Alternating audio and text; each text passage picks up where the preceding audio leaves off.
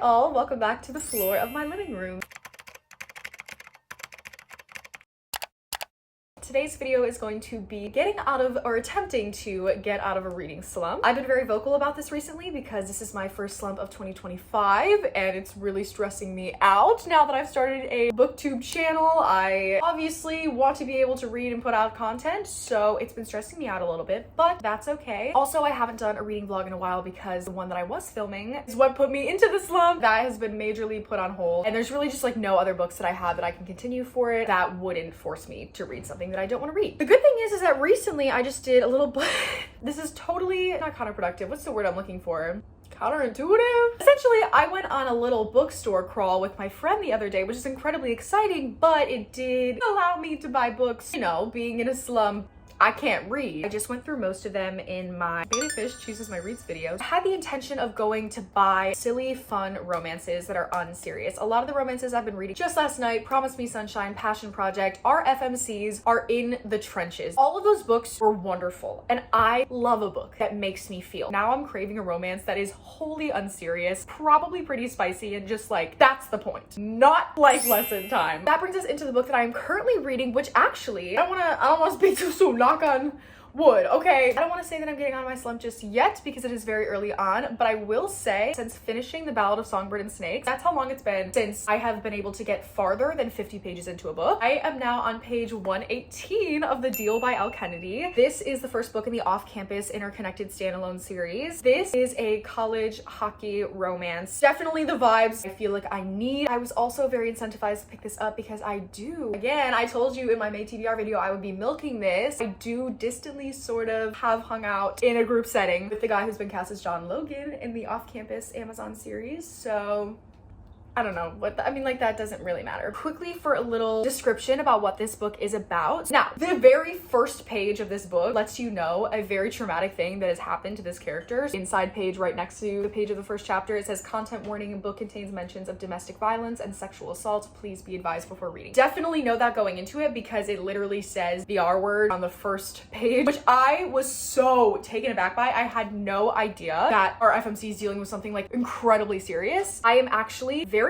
much loving our main character, Hannah, but I believe it's been like 2 or 3 years since that thing has happened. It's not mentioned too much at the moment. Since that event has happened, she has only dated 2 people. There is a guy in her class, and apparently this university, Broward University, is famous for hockey and football. This guy is like the golden boy of the football team. She's obsessed with him. He is like the first guy in forever to actually get her heart racing. She just like has very visceral reactions to this man. That is where Garrett Graham steps in. They both are in the same ethics class. The first page of this book starts off with them getting their midterms handed back. We find out that Garrett Graham gets a C+ or a C-, and she gets an A. Garrett desperately needs to keep his grades up because he's the captain of the hockey team, and if they are going to win another national championship, which they always do, he needs to be playing in the game. So of course, what does he do? He runs into Hannah Wells, who just got an A on her midterm, and he says, hey, I need you to tutor me desperately. I'm gonna have lots of thoughts at the end to say about this, but this man sucks. Reading books like this betray feminism. And I don't mean that in a way that like women shouldn't read spicy books. I know there's a whole discourse online right now. Men don't care about plots anymore. They just want to read smutty books that have no substance. Anybody can read anything they want. But what I'm specifically talking about the things that he says about women. He lives in off-campus housing with 3 other dudes who go to frat parties, hook up with women, and go to practice. He is egotistical. I love their banter. I love when she says, you're a pig. Why did you just say this? Why do you think this way? I genuinely am like, get him, get him. I love when she dishes out sass to this man. I have to lock the feminism in my body in a separate room. How else are you going to enjoy the cute things that he does when you aren't at his level? All of that to say though, I'm clearly really enjoying this. You just have to suspend your disbelief. You have to know what type of book it is in order to enjoy it. And I am. It's like pleasantly surprising me. These characters are very fleshed out. She is very feisty, but it's because she calls him a pig and his egotistical nature. He is the it boy of the hockey world, and so everyone wants to sleep with him. Everyone thinks he's so hot. She's also a music major. She's prepping for like her winter showcase where agents show up. Like, there's so much that's reminiscent about my college days. Also, to a fault, hearing the term puck bunny used by the men in this book so flippantly. I had a visceral reaction when that happened. And like hearing about them going to frat parties, the smell of stale beer,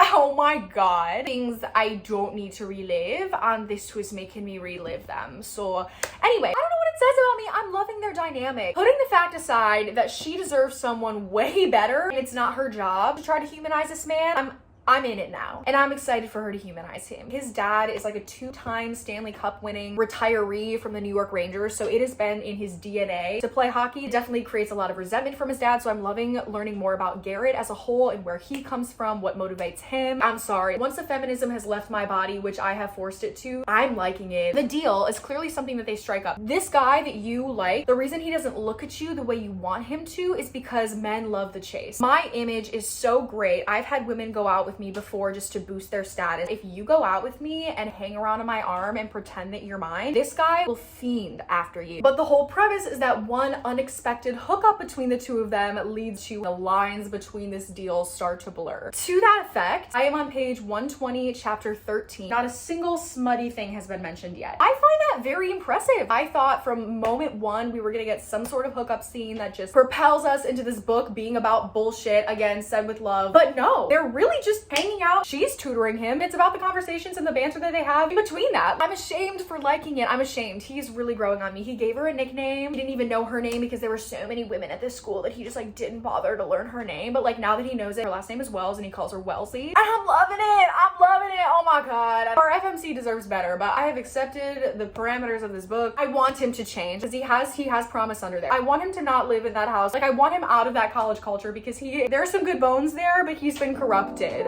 by the times.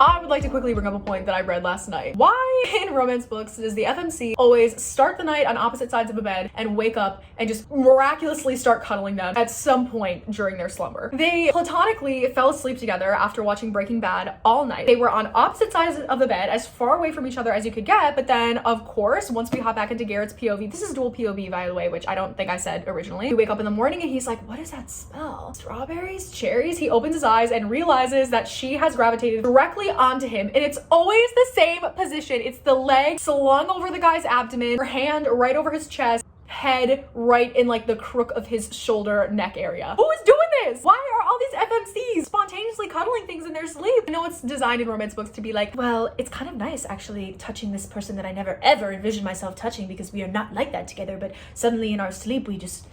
If I was an FMC in one of these books and it was actually an accurate depiction of my reality, our FMC would be waking up and I would have been laying diagonally with half of my arms hanging off the bed, him forced to like the edge, this close to the edge. We're just getting so much straight boy college talk. It is crazy. I low-key hate it. The thing that saves this book, actual craft of the plot line, is really surprising me and really keeping me hooked. Again, Hannah Wells, justice for you. I love you. But Garrett, when he is around his boys, the straight male toxicity, hypermasculinity, and I know that's just the culture of this college town, of most college towns, but like it is a disease, and get well soon, babe. These boys need therapy. They need a moment in time. They're talking about being whipped, and other boys who have girlfriends in this time are whipped, and if they're cool enough and they can stop being so tied down to their women, they can come over to watch football tonight. This book will never get a 5 stars because I cannot let half of this slide. But for where we're at, I'm eating this up the way that you eat up reality TV. It's bad, but there's just so much going on and you're so invested in the story. Yeah, I'm sad. I'm sad for this. Unfortunately, sad for this behavior.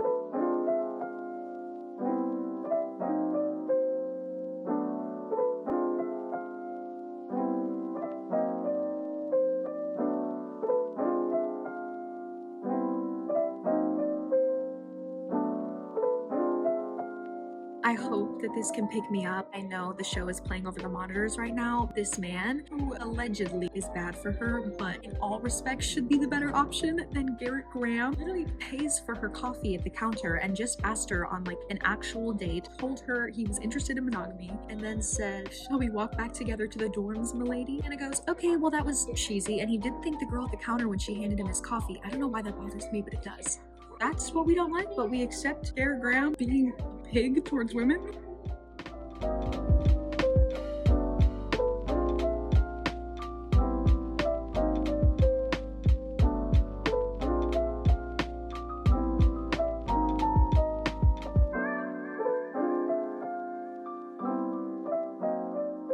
Okay, hi all. I just finished The Deal by Elle Kennedy this morning. It's really funny because 2 nights ago, spent a day of reading this. I had so many conflicting emotions. I was going through like emotional whiplash. I think I'm very hormonal this week anyway, but still, I had so much to say. I kept pulling my boyfriend aside throughout the day and be like, can I just tell you what's going on? Later that night, filmed myself talking for about 30 minutes, a bunch of incoherent blabble about my thoughts and opinions. After finishing this book this morning, sitting down and giving myself even like 10 minutes to just absolutely go in on a Goodreads review, which I don't normally review books on Goodreads unless it's like for a book where I obviously clearly have a lot to say. After sitting down for like 15 minutes locking in on that review, I was able to perfectly, or at least very adequately, sum up all of the incoherent babble I was spewing 2 nights ago. And so I don't even know if I'm going to include those clips anymore because it's really just me trying to formulate thoughts that weren't even fully there to begin with. I knew what I was trying to say, but the articulation was awful. Anyway, so I might just include it here. These are my thoughts. I think I'm gonna have to give this a 4.25 stars, which is crazy. For most of this book, I didn't think I would give it above a 3.5. The amount of straight boy misogyny talk is crazy. I've said that a million times, I won't go into it, but these men suck so much of the time that I was like, I cannot let this slide. Even some of the things that our FMC was saying, I was like, this book is giving internalized misogyny, like male gaze.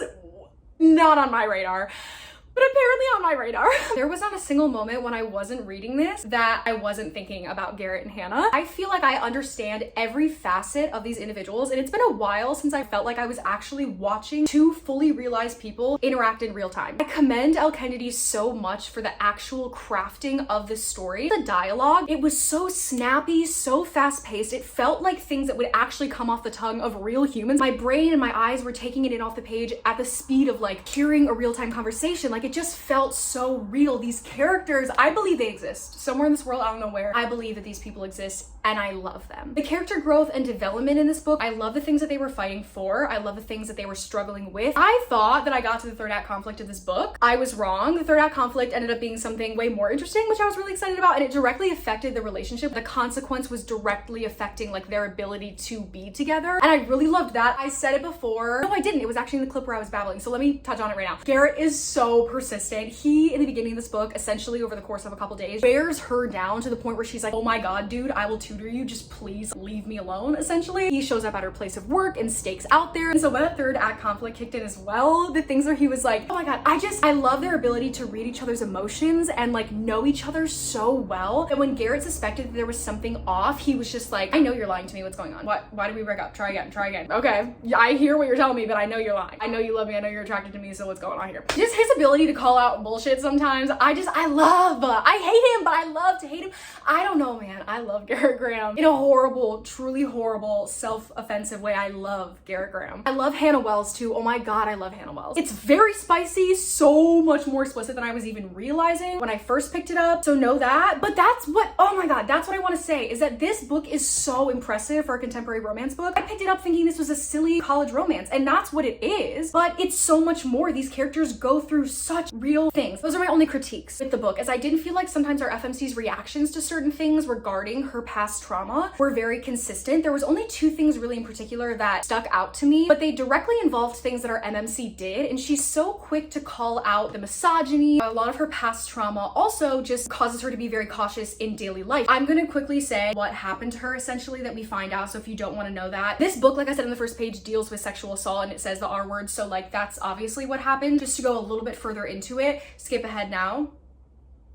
Okay, she was essentially roofied at a high school party and that's how she was taken advantage of. Anyway, so Hey, welcome back. If you didn't want to hear that, she's very cautious about drinking in public. She's very vigilant, and that's amazing. But there were like two things in here that I didn't necessarily love. The thing about these characters is they feel so fully realized to me that I want to be like, well, who's to say how a girl deals with the trauma? You know what I mean? Like, who am I to say what she is and is not okay with? Like, you know what? I trust Hannah Wells. But then part of me also had to remember that this is a fictional book, and if I have questions about the crafting of any of these things, I need to look to Elle Kennedy for that and not our fictional Hannah Wells. Remember that night where I said they very platonically slept together? Eventually, she was just like, okay, fine. If it's way too late for you to drive me home, I understand. If I have to spend the night here, whatever, but like, let me sleep on the couch. And Garrett makes a comment where he's like, well, I wouldn't do that if I were you. I have 3 roommates who are gonna come back from a frat party any moment now, and I can't promise they're not gonna like drunkenly grope the girl that they find sleeping on their couch. And she doesn't laugh at this by any means, but she doesn't really say anything about it and moves on to the next train of thought. And I was like, shouldn't you be pissed that this guy just said that his male teammates would grope any woman that they just found sleeping invulnerable on their couch because they happened to be drunk after a party? That was really interesting to me because she would have called that behavior out on him before that situation, and also if anyone else would have said that, so I thought that was kind of weird. The only other thing regarding her MMC was like, I think personally, maybe this is reaching, but like for a girl with sexual trauma, their first kiss was very much giving sexual coercion. It was just a kiss, and she did hold out for a very long time, I will give her that. But the way that her character kind of justified it was, well, he's just really good at throwing down the gauntlet, and like, I don't want him to have this, I want to win something. And it essentially was chalked up as kind of like a dare. I don't know, it took me out of it a little bit because I was just like, he's very much not taking no for an answer. And like, when you are giving him a no, he's like saying, well, fine, it's because you're a bad kisser. Well, fine, it's because you're a bad kisser. Like, he's literally guilt tripping her and essentially coercing her into doing this physical thing that she's like, no, you're not kissing me. Don't do that. And it's when they're like prepping for their first party together, essentially fake dating. So he's like, we should get the kiss out of the way because I'm gonna kiss you at the party in front of people. How else are they gonna believe that we're dating? But I didn't feel like her reactions were as consistent because she had so many other things that would bring up her sensitivities that she now has. And the last thing that I'm gonna bring up is, I don't think the balance of reliving sexual trauma in the middle of a spicy scene was done very well. This only happens in the first major scene that they have, so every other scene throughout the book, you don't get mentions of this. It's very realistic and it's very justified. Obviously, being in a scenario, although the parameters are way different, you can still understand how the bounds of that activity could still bring up memories of this traumatic thing that has happened to her. Honestly, it was jarring. I'm not mad that that was brought up, but then the scene continues and you're expected to get back to that mental headspace afterwards, and that it just didn't work for me. If it would have like halted the scene abruptly, turned into a very emotional heart to heart, the scene just slowly fizzled off, maybe pivoted in a new direction. And I will say that they did have to like pivot in order to make space for the feelings that Hannah was having, but then it went back into that spicy route. And I think it gives emotional whiplash for readers that are specifically seeking out this book as like a spicy sports romance. To have a spice scene crafted in a way where we have this very jarring reliving of sexual trauma right in the middle of it, then they start getting freaky again. It's just like you built up all this sizzling banter, it drops into the pits of hell, but then continues, and it's like you're crawling your way back up to try to feel something again, but then it almost feels gross. Like, it just did not work for me. I think the overall mention of this topic, specifically as the story has to do with college hookup culture, this is something that happens far too often to this age demographic, so I liked the inclusion of it. It was brought into light that it wasn't so much about this act for our FMC, it was about getting back something for herself that was taken from her without her permission. When it was reframed, I was like, oh my god, I love it. Hannah, I love it. I understand. I love you. I'm so sorry. Like, it was great. There were just other moments when like the balancing of how do we make scenes specifically pertaining to the healing of that trauma, and then scenes that are specifically spicy, if that makes sense, so that your reader isn't feeling either like bad for being into the scene where something traumatic was just mentioned, or now your reader is completely checked out because they feel icky for even trying to get back into the bounds of the scene. Other than that though, I honestly think I'll be thinking about these characters for a long time. The chemistry and the tension and the friendship was built up in such a beautiful way that the payoff for when they got together felt amazing, and the way that they still had to fight for each other after that was amazing. Garrett Graham showed up and showed out for this woman, and I did not expect that from this man. The bar was low for a while there, but he picked it back up. He skated it back up from the depths of the frozen ice rink.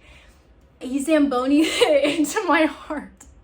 They zamboned in this. Al Kennedy does not say that. That was me. With that being said, the next book that we've started for this video is Summer in the City by Alex Astor. It is 293 pages, so that sounds incredible. Sounds perfect for getting out of a slump. I don't like it so far. I am only on page 6. Her writing is very hard for my brain to latch onto. I'm gonna read you the second paragraph. Unless, of course, you're like me and a perfect Friday night looks less like mooching your way into the periphery of a table at Marquee and more like watching Netflix in some ratty shirt that once belonged to your college roommate's ex-boyfriend. A shirt you might have stolen in one of your weaker moments because you kind of pined for him as much as you pined for that weekly pint of Ben & Jerry's you swear you're only going to have a few scoops of, truly believing in your self-control right up until the spoon bluntly hits the cardboard at the bottom. Very wordy sentences. Very descriptive sentences. I'll get into like 2 specific lines that she put in here that I was like, oh cool, the descriptor actually aided that, and that was like kind of fun. That was a bar. But then some of it I'm just like, why did we say pined for him as much as you pined for that weekly pint of Ben & Jerry's you sweary you're only going to have a few scoops of 4-inch orange door hinged, you know, or that was an awfully hot coffee pot. Like, that's what this is giving. The only way I let Penelope drag me away from the comfort of my foams like a cappuccino comforter was the promise that we would be here in our tops. Again, that's the word comfort twice. Comfort, comforter. Sucked in a breath. We basically found out that this is her last night in New York City for good. She's officially moving out. We don't know why yet. She's at a party for a bunch of tech millionaires. It's supposed to be like a business party for her friend. Because it's her last night in New York, she dragged her along to it, being like, this is your last night to make a movie out of your life in the city. But she's essentially very uncomfortable being at this party, so she says she takes my hand and latches it to the corner of the bar, a captain tying a boat to a dock. I liked that. Like, that was a bar. Or like her friend basically goes into the crowd. Stay here, she orders. Then she seamlessly braids herself within the crowd with the ease of someone who has memorized the mazes of New York City's dark, sweaty, sticky underground. See, I didn't like dark, sweaty, sticky underground. I liked braids herself within the crowd. The only other thing I'm not liking so far is they're hooking up on page 6. Not even done with the first chapter, and they're making out in a stairwell. I don't really know much about this, but I'm assuming from what I've read 6 pages in that this is gonna be like unexpected hookup turns into more between these 2 people. I'm assuming the guy she just met and is currently sucking face with is our MMC. This is also my first encounter with this author. I own Lightlark, but I've never read it before. And again, I'm not loving it. Bring back Yearning, sorry. But you know what? I also do feel like this is a little bit unfair because the deal happened to be so good.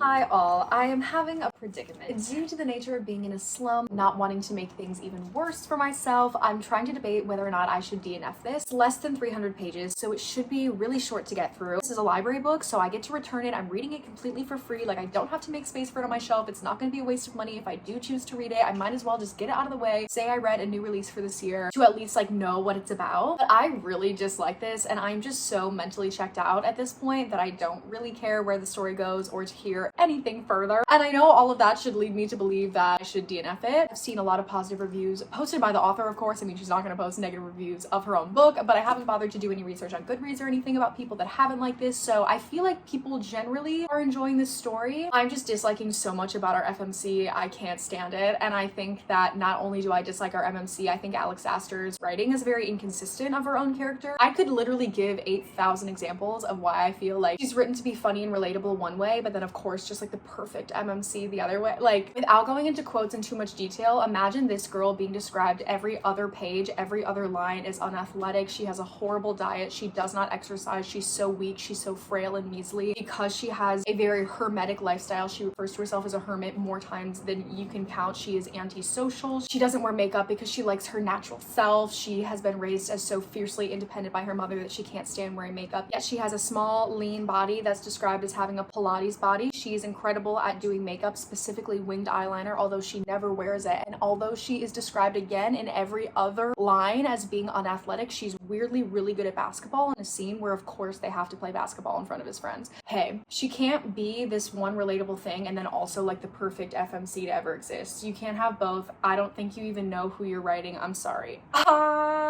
It's that time of the month. Anyway, I just think that I dislike so much about this that it's actually unhelpful for me to even talk about it because I don't care. about anything going on in this. I like our MMC, Parker, he's cool, but like I don't care about our FMC. I don't think that her reasons for even hating our MMC are that justified. I mean, it makes sense in her mind, but clearly they don't hold up well because you wouldn't have this much physical reaction in his presence if you actually had enough to back up why you hated him. A lot of their tension as well is physical, and that's fine. Something about me as a romance reader is that I need yearning. I don't need yearning, but I oftentimes like it, and I think it aids the story. And her just being so closed off and rude towards him when he's like, hey, I just like you, I think you're a good person, and her trying to find every reason to believe that he's a bad person. It's just growing old when she doesn't even believe it herself, clearly, because her own body betrays her every single time he's around. Like, you either just need to be serious with yourself, accept that you actually are an awful person. You're an awful match for him because he seems like a really nice guy. But it's funny because actually the more that I just settle that, I think I am going to DNF this. Please take everything I'm saying too with a grain of salt. If you want to read a fake dating billionaire romance set in New York City where he genuinely is a really good guy and she is very perplexing and loves to flirt with him in this way where she's like, I actually despise you, but like you make my pulse race, and maybe you'll be really interested in it.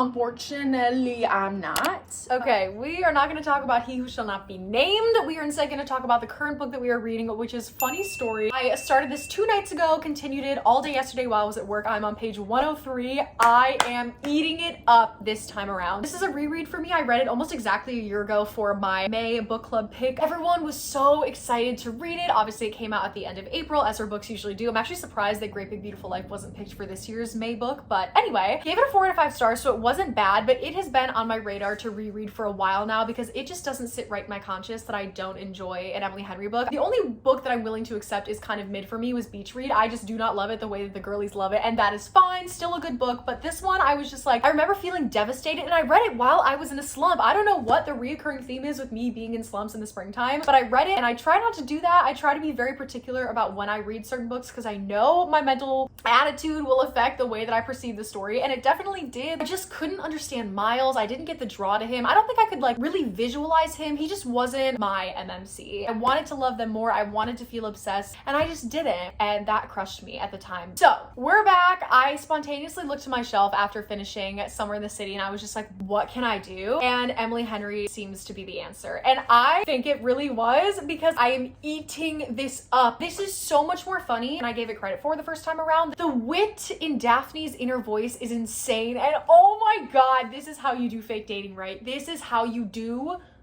fake dating right, okay? The predicament that they are in emotionally. If you don't know what this book is about, essentially our main character Daphne has just been broken up with by her fiance on his bachelor party night. He had his best female friend that he grew up with decide to drunkenly tell him that she's been in love with him for his entire life, and he, instead of being like, whoa, I'm about to get married, girl, was like, actually, me too. So he comes home to sleeping Daphne on the couch of their home and says, hey baby girl, you have a week to get out. I'm so sorry, one thing led to another. We were drunk, we were just trying to like drink water and talk it off, and she confessed her love to me, and I actually really love her too. So we're gonna go on a honeymoon vacation type thing while you figure out your shit, but in a week we're gonna be moving into this house that was originally our house.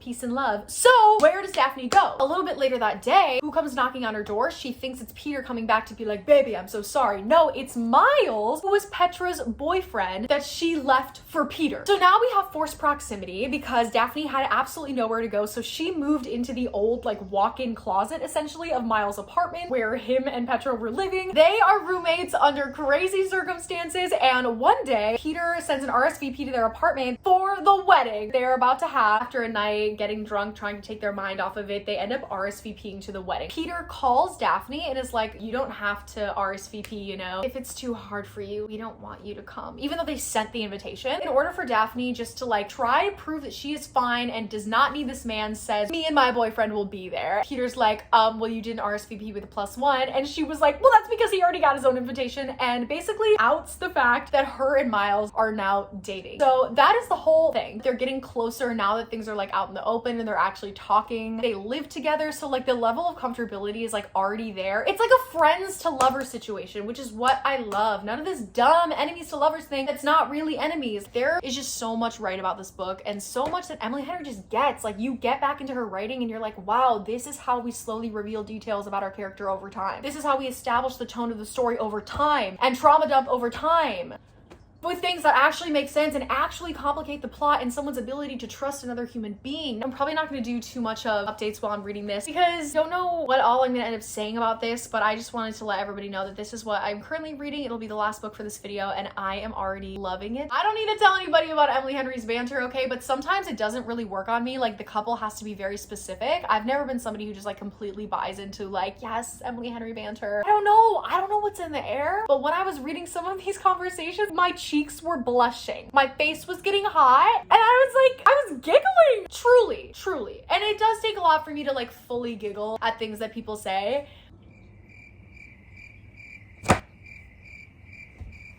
Oh, Miles, you charming son of a gun.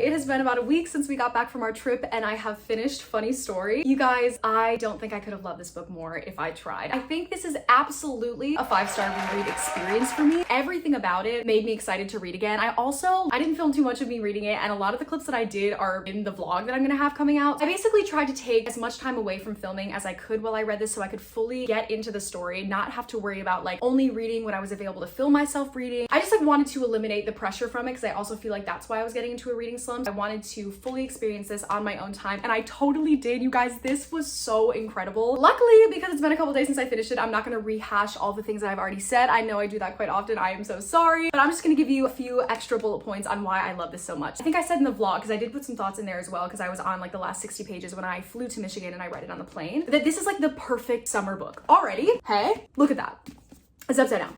Hey, these little lemons, are you absolutely kidding me? This book gives immaculate summer vibes and it also just speaks to my heart that it's set in Michigan. I love when her books are set in Michigan because I'm from Michigan, and when I flew back to Michigan, I was reading this. It was just so perfect to read about a Michigan summer while I was in sort of the beginnings of a Michigan summer. The side characters, Emily Henry always writes incredible side characters. They always add such a level of like connection and depth to the story, but also a lot of fun. I love our coworker character in this, Daphne's coworker, Ashley. I love her experiencing a female friendship. Female friendships are so important and lovely. It's just so much fun to like gab with your girls, and it's so nice that she found another person to connect with in that way. I also love the exploration of Daphne being a wee girl. Obviously, Daphne, where she's at emotionally, she has uprooted her life to go live with Peter in a place that he wants to settle down in because that's where his family is at, where his friends are at, so she has to try to like assimilate herself into his friend group. There's a lot of things that she has changed about her way of life in order to be his +1 and to fit in this idea of like being a perfect family, because she doesn't necessarily come from that on her own. It's very enchanting to her to create this perfect life, but there's a big focus in this book about Daphne needing to find individualism now that she's separated from Peter, reevaluate where she wants to be, what she wants to do with her life, and the people that she wants to do it with, since she kind of like lost her only support system because her support system was his support system. And so I absolutely love the dynamic of Daphne being described as somebody who enjoys being part of a whole rather than just like being an individual on her own, because Emily Henry does not describe that as being a bad thing, and that makes me so happy because I relate to Daphne so much in that sentiment. I've been with my boyfriend for 3.5 years. I am absolutely a wee girl when it comes to him. Obviously, I want to do everything with him. He's my best friend. I love him. But sometimes like it's in sacrifice of me doing things on my own. And that's definitely something I need to get better at. But the cool thing about this book is that like Daphne does that. She does soul searching. She finds where she wants to be because she chose to put down roots there, not because she was following somebody who wanted to. But she still remains a wee girl. She found her new support system, having like a new bestie that she goes to work with, and Miles being somebody that she was brought together with under very peculiar circumstances, and then like seeing the way that they evolve into the couple that they are, and just like choosing to be together as two individual parts of a whole. It was very nice to see us wee girls represented, because I feel like after hearing that in this book for the first time and also just doing some investigation into my daily life, like I think even without my boyfriend, I'm still a wee girl. If I do something cool, if I see something cool, if I'm having a new experience, the first thing I want to do is tell somebody about it. Like I don't like doing things on my own, which I could probably be more independent, yes. As a whole, I enjoy sharing experiences and moments with another person. It's more fun when you can say, oh my god, did you just see that? So yeah, side characters were amazing. Again, the yearning, the banter, the longing in this book is insane. Miles helps her to discover why Waning Bay, Michigan is a beautiful place for her to stay. So there's a lot of adventure in this book because Miles is kind of showing her around town. That's wonderful. This book is so funny. Also, this is classic Emily Henry. Emily Henry has such beautiful descriptions of visceral and intense feelings that we might have. She has a lot of imagery in this book as it regards to like her insides feeling like a pop can that's been flipped upside down and all the carbonation is about to explode out through her throat. That sinking feeling in your stomach, she describes it as like the balloon that's like expanded behind her rib cage being popped all of a sudden, and then her insides deflating. There's so much imagery, more than just saying like there's butterflies in your stomach, which is already a pretty descriptive way of saying that you like have adrenaline and anxiety. If I'm being honest with myself, probably gonna get more of a 4.75 for me and not a 5-star, but I'm definitely thinking back on this as like a 5-star reread experience. I was always thinking about this when I was away. I felt feelings for a book that I haven't felt in a very long time, and also I have not stopped thinking about these individuals since I finished this book. I have thought about Miles and Daphne almost every single day, specifically Miles, and just like the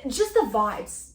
The vibes that are contained within this book, the love letter to books, because she's a children's librarian and she finds solace and comfort in this place where she can escape into endless stories. There's like love letter to books and reading and childhood safety and security. Love letters to mothers and those that take care of you when they're single. They're doing everything in their power to support you. It is just like my favorite genre, being like friends to lovers who get through it all, being like, this is my support system and we're gonna keep it there and we're gonna stay there. But it's like, it's the kind of juicy support system where you're like, I literally am in love with my best friend, but neither of us can go there because we don't want to mess up the boundaries of our friendship. But should we? But we won't. But should we kiss?